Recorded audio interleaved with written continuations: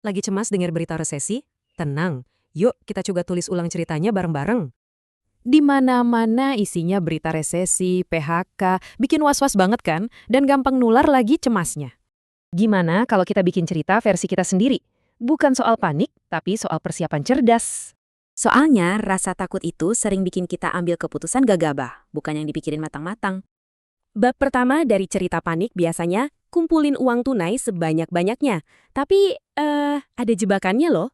Strategi ini tuh kayak ninggalin es batu di jalanan panas. Angkanya sih sama, tapi nilainya pelan-pelan mencair karena inflasi.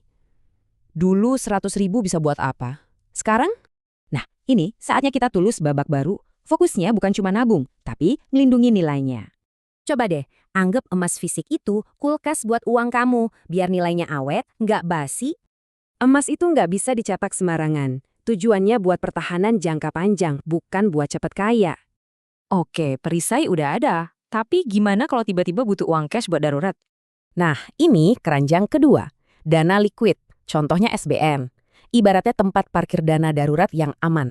Penting banget buat misahin dana ini biar nggak kegoda dipakai jajan atau belanja impulsif.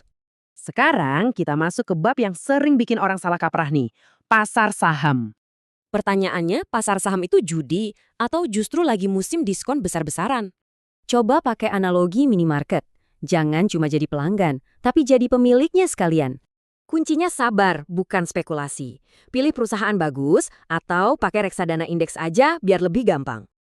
Intinya, resesi itu bisa jadi momen transfer kekayaan dari yang panik ke yang siap. Oke, bab terakhir dan yang paling penting. Ini soal aset terkuat yang kamu punya. Aset itu, ya diri kamu sendiri. Skill, mindset, kemampuan adaptasi. Itulah mesin utamamu. Bayangin deh, montir spesialis sama montir biasa. Saat lagi susah, yang spesialis pasti lebih dicari. Jadi, gimana alur cerita baru kita? Cerita yang ditulis dengan 3 prinsip inti ini. 1. Lindungi nilai uang. 2. Siapkan pertahanan. Dan 3. Manfaatkan peluang yang ada. Ancaman sebenarnya itu bukan resesinya loh, tapi kelumpuhan karena kita nggak ngapa-ngapain. Coba deh sekarang lihat ceritamu sendiri. Apa kebocoran terbesarnya?